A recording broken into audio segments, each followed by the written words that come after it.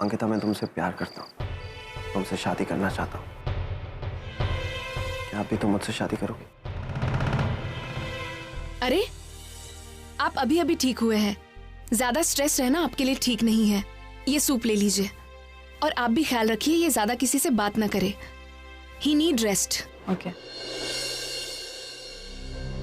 Ranvijay, please soup ले लीजिए। तुमने जवाब नहीं दिया। क्या तुम्हारी खामोशी को मैं हाँ समझूं?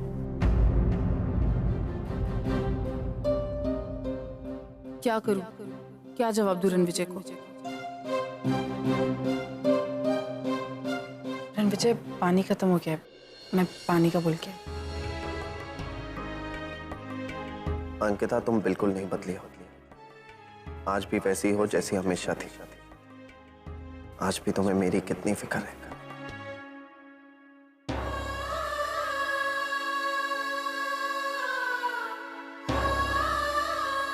रणविजय ने मेरे लिए बहुत कुछ किया है।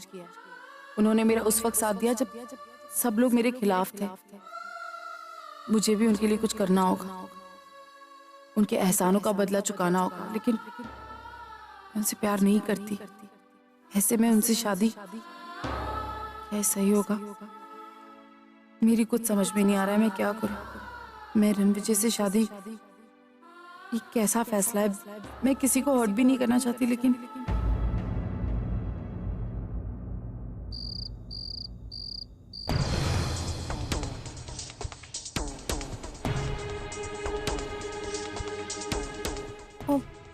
I am so sorry.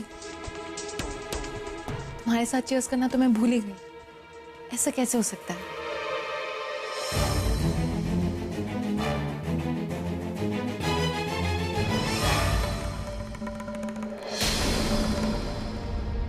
आज तुम्हारे लिए बहुत खुशी का दिन है। आज तुम्हारा होने वाला पति नरेन नहीं, रणविजय है। वो होश में आ गया है, सच्ची। बहुत खुशी होगी ना? वैसे अंकिता, सब लोग तुम्हें इतना पसंद करते हैं, रणविजय भी तुम्हें लाइक करता है और अब मेरा नरेन भी तुम्हें लाइक करता है। बहुत खुशी हो रही है ना? अपनी खुशी सेलिब्रेट नहीं करोगी?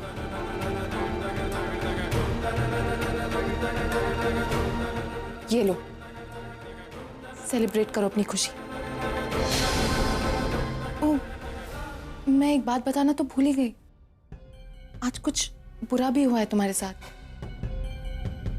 आज मेरी जीत और तुम्हारी हार हुई है। तुम नरेन को मुझसे नहीं छीन सकती। अब तुम्हारी और नरेन की शादी नहीं होगी, क्योंकि मैंने रणविजय के दिमाग में कुछ ऐसी बातें डाली हैं कि मैं अंकिता की बहन परी। आप एक्सीडेंट के वक्त वहां पर? आई एम रियली सॉरी, मेरी वजह से आप, लेकिन मैंने कुछ भी जानबूझ के नहीं किया।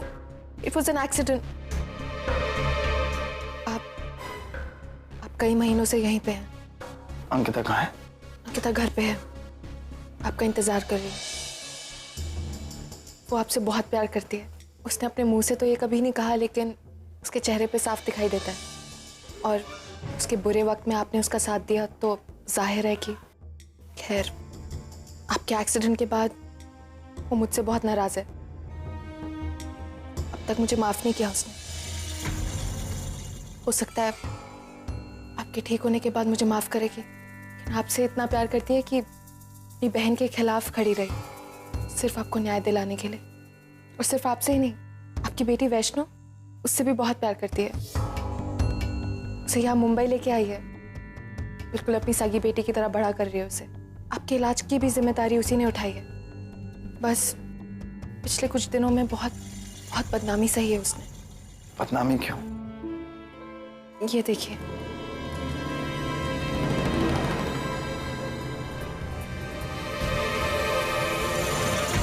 अंकिता यहाँ आती थी, रोज आपका ख्याल रखती थी, बिल्कुल एक पत्नी की तरह। बस किसी ने उसे आपकी सेवा करते हुए देख लिया, तस्वीरें खींच के न्यूज़पेपर को दे दी जब से ये खबर छपी है तो बहुत बदनामी हुई बेचारी की। लोगों ने तरह तरह की बातें करी, आपके रिश्ते को लेके सवाल उठाए, ये सब कहा कि आप दोनों का 5 साल से चक्कर चल रहा है। लेकिन बहुत हिम्मत वाली है अंकिता, उसने एक बार भी हार नहीं मानी, डट के सबका सामना किया उसने। आपकी बदनामी बिल्कुल नहीं होने दी। अंकिता इस वक्त कहाँ है? आती ही होगी। एक बात कहूँ आपसे, अंकिता ने आपके लिए इतना कुछ किया, क्या आप उसके लिए कुछ नहीं करना चाहते? मेरा मतलब है, अगर आप अपना नाम अंकिता के नाम के साथ जोड़ दे तो कितनी सारी बदनामी से बच जाएगी। आप दोनों के रिश्ते को लेकर जितने भी सवाल उठ रहे हैं वो सब बंद हो जाएंगे। एक और बात,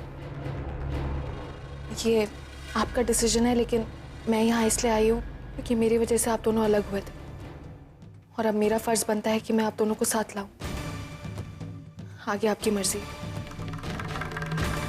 बस ये याद रखना कि अंकिता अपनी फीलिंग्स खुद तो एक्सप्रेस करती नहीं और उसे अच्छा भी नहीं लगेगा कि मैंने यहाँ आके आपको ये सब बता दिया। तो प्लीज मुझसे वादा कीजिए, उसे ये सब नहीं बताएंगे। मैं अंकिता से कुछ नहीं कहूंगा। अंकिता तो पता नहीं कब माफ करेगी मुझे, लेकिन क्या आप मुझे माफ करेंगे? Thank you. Take care.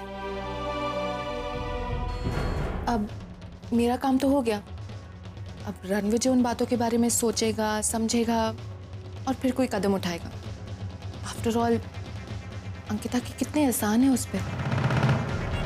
उन एहसानों को चुकाने की कोशिश तो वो जरूर करेगा, है ना? लेकिन अब देखना ये है कि अंकिता क्या करेगी। रणविजय, ये नरेन का घर है और आप यहाँ रह सकते हैं आराम से एकदम। और ये अत्तू है। अत्तू मतलब आत्या, नरेन की आत्या है, बुआ। बिटिया, हमको कुछ समझ में नहीं आ रहा है कि हम तुम्हारा शुक्रिया किन शब्दों में करें। तुमने जो वादा किया था वो पूरा कर दिया,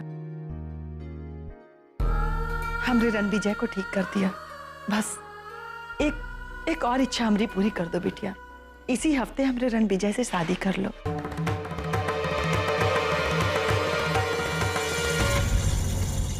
हमने तो शुभ मुहूर्त भी निकलवा दिया है।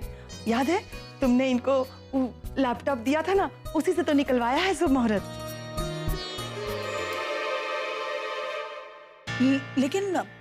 लेकिन हम तो अत्तू, रणविजय अभी अभी हॉस्पिटल से आए ना, तो उन्हें ज़्यादा स्ट्रेस नहीं देना है। उन्हें आराम की ज़रूरत है, तो हम बाद में बात करते हैं इस बारे में। देख रहे हैं माँ जी, अंकिता को आज भी कितनी फिक्र है रणविजय भैया की। चलिए ना, आइए, मैं आपको आपका कमरा दिखा देती हूँ।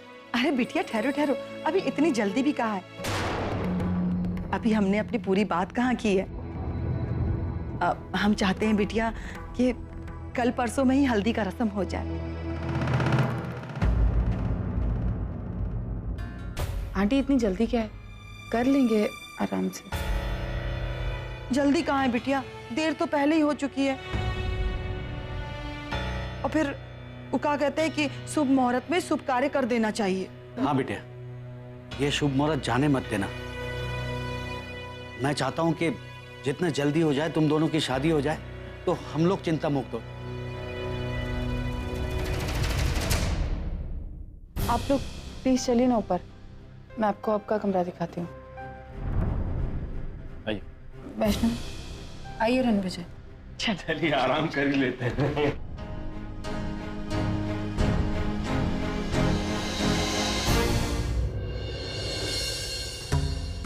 नरेन, इथे आत्ता नेमकं काय झालं कोणी मला समजावेल का? ये सब हो क्या रहा है? अंकिता ने इन्हें बता क्यों नहीं दिया कि वो तुमसे शादी करना चाहती है? हाँ, तो शायद उसकी कोई मजबूरी होगी, पता नहीं। देवा सिद्धिविनायका।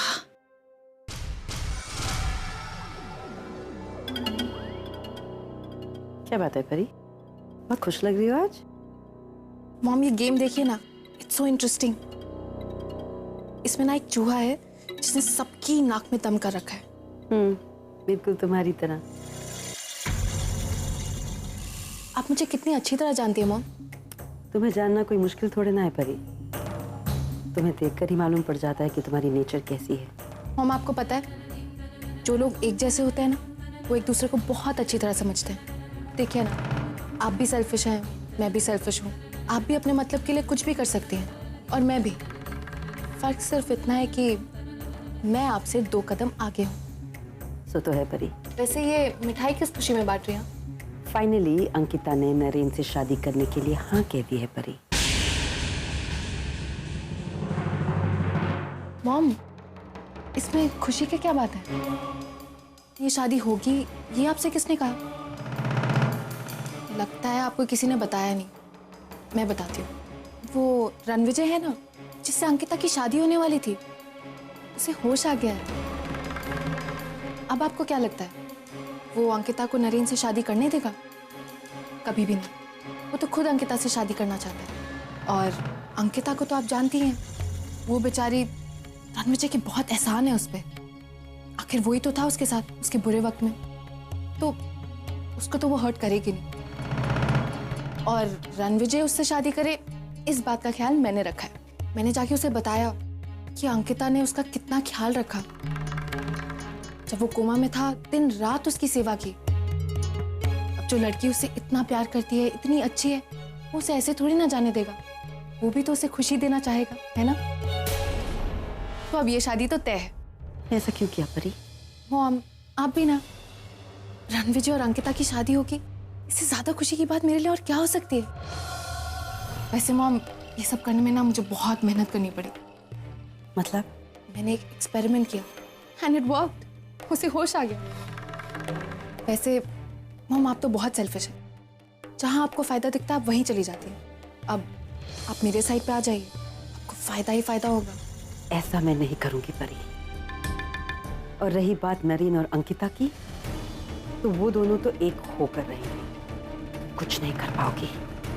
लो मिठाई खाओ। आज तक मैं तुम्हारे साथ थी परी, अंकिता के खिलाफ थी, और तुमने देखा कि मैं किस हद तक जा सकती हूँ। लेकिन अब मैं अंकिता की तरफ हूँ, इसलिए तुम ध्यान रखना।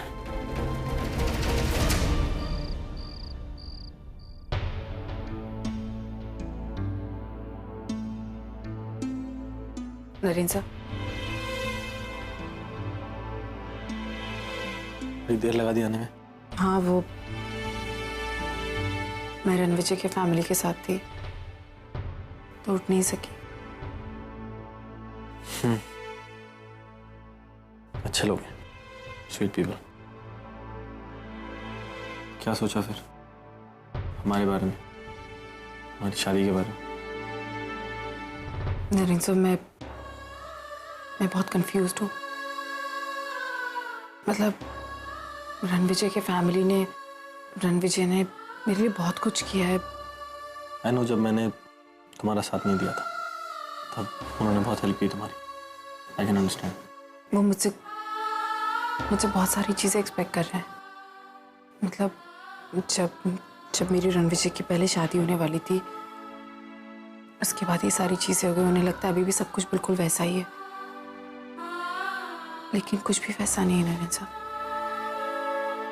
मैं बदल गई हूँ। मेरी कुछ समझ में नहीं आ रहा है। तो फिर अब क्या करोगी तुम? रणविजय से शादी कर लोगी क्योंकि उसके घर वालों के और उसके बहुत एहसान है तुम पर? बोलो। तो सही नहीं हुआ ना। जब तुम्हें उससे प्यार ही नहीं है तो उससे शादी क्यों करोगी? और क्या उसको अच्छा लगेगा ये, जब उसको ये पता लगेगा कि तुमने उससे शादी सिर्फ इसलिए की थी क्योंकि उसने तुम पर एहसान किए थे? वो भी तो इस बात से बहुत हर्ट होगा जब उसे पता लगेगा। देखो अंकिता, मैं सेल्फिश साउंड नहीं करना चाहता, लेकिन हम इतने सालों बाद मिले हैं, सब कुछ ठीक हो रहा है, तो अभी तुम्हारे हाथ में है कि तुम। नरेन साहब, वैष्णवी मुझे छोटी माँ बुलाती है, और कहीं ना कहीं वही वजह थी कि मैं और रणविजय शादी कर रहे थे। मैंने आपसे हाँ कहा। मैं उस पर सब कुछ भूल गई थी कि मैं शायद जिंदगी में कभी यही चाहती थी। लेकिन मैं ये भी भूल गई कि वैष्णवी भी है, रणविजय भी है। अब मैं पीछे नहीं हट सकती। मुझे पता था कि जब भी मेरी जिंदगी में कोई खुशी आने वाली होती है, उससे पहले कोई दुख आ जाता है, और ऐसा ही हो रहा है। तुम्हें जैसा ठीक लगे। मैं तुम्हें फोर्स नहीं करूँगा और सेल्फिश भी नहीं बनना चाहूँगा। बस एक बात सच है कि मैं तुमसे बहुत प्यार करता हूँ और तुमसे शादी करना चाहता हूँ। आगे तुम्हारी मर्जी। शायद हमारी किस्मत में एक होना नहीं है।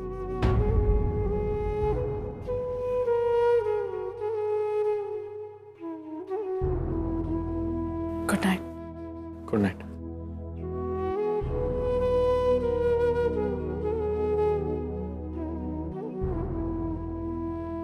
देखो, वो दोनों एक दूसरे से शादी करना चाहते हैं, पता है तुम्हें? वैष्णवी देखो, अगर तुम्हारे पापा अंकिता से शादी करने के लिए मना कर देना तो उन दोनों की शादी हो सकती है। आई लव यू छोटी माँ, काश आप मेरी आई बनती। जो काम बड़े ना कर पाए वो बच्चे कर दिखाएंगे। पर ये तुम देखना, ये बच्चे ही नरेन और अंकिता को मिलवाएंगे। अरे भैया, भगवान के सामने रखने के लिए आम के पत्ते और 2-3 नारियल लेते आना। और हल्दी नहीं, हल्दी तो हम ले आए हैं, फिलहाल इतना ही। क्या हुआ जी? सिर्फ ना नाम का शहर है ये। अच्छा, यहाँ तो चंदन ढूंढने से भी नहीं मिल रहा है। अरे कविता बहू, एमा तोहार दोस्त नहीं, इस शहर नया नया है। तुझे क्या पता भाई कहाँ चंदन मिलता है, कहाँ नहीं मिलता है? और ये हमारा बनारस थोड़ी ना है कि हर दूसरी दुकान पे चंदन मिल जाएगा। हाँ नीलिमा, लेकिन चंदन आना जरूर चाहिए, क्योंकि हम चाहते हैं कि अंकिता बहू को चंदन का तिलक जरूर होना चाहिए। आई बात समझ में? बड़ी जल्दी समझ में आ गई। नहीं, कुछ नहीं। बाबूजी, लेकिन हमें एक बात समझ नहीं आ रही है। तुझे आज तक कोई बात समझ में आई है? समझा दीजिए ना। ये जो तोहफा आप हमें दिए हैं, ये हमें दिए हैं या किसी को देने के लिए दिए हैं? वो हम तो का बाद में समझाएंगे। अभी फिलहाल इसको जाके रूम में रखे आओ। विष्णु, हमारा दिमाग खराब मत करो। जाओ। जा रहे हैं। अरे भैया, तुम अभी तक यहाँ क्या कर रहे हो? जाओ ना, चंदन भी लेके आना। अच्छा जी, ये बताइए, हल्दी का शुभ मुहूर्त का है? शुभ मुहूर्त देखिए ना। देखते हैं, निकालो 1100 की दक्षिणा जल्दी, तो बताते हैं कब करनी है हल्दी। अच्छा जी, दक्षिणा चाहिए 1101 रुपया। हाँ? आप भी ना अभी इतने सारे काम पड़े हैं कि मत सुनो। वैष्णवी, हल्दी की तैयारी चल रही है। तुम्हारे पापा से मेरी मम्मी की शादी हो जाएगी। इन सब ने तो हल्दी की तैयारियां भी शुरू कर दी। ये ठीक नहीं है। अब कहीं जाकर नरेन और अंकिता एक होने लगे हैं और इस सब को रोकना होगा, पर कैसे? अर्चना, ये शादी वादी का माहौल कितना प्यारा होता है ना। हाँ मानव, वो तो है। और जब हमारे अपनों की शादी हो रही होती है ना, तो दिल तो खुशियों से भर जाता है। तुम्हें पता है अर्चना, जब भी मैं इस शादी की रस्में देखता हूँ ना, तो मुझे अपनी शादी याद आ जाती है। दिल फिर से जवान हो जाता है। सोचता हूँ कि तुमसे एक बार फिर से शादी कर लूं और फिर हमारे रिश्ते की एक नई शुरुआत कर लेंगे हम लोग। मानव, ठीक है, एक काम करते हैं, पहले हमारी पोती की शादी कर लेते हैं, फिर हम दोनों वापस शादी कर लेंगे। अरे सीरियस? मैं अभी जाकर? मानव, आप भी ना अभी तक नहीं बदले, बिल्कुल बच्चे के बच्चे हैं। तुम हो ही ऐसी। All credit goes to you. देखा मैंने, बिल्कुल सही बोला। फोन आया, बंधु का फोन है। हाँ बंधु, कब आ रही है तू? यहाँ सारी रस्में शुरू हो गई हैं, जल्दी पहुंच। क्या?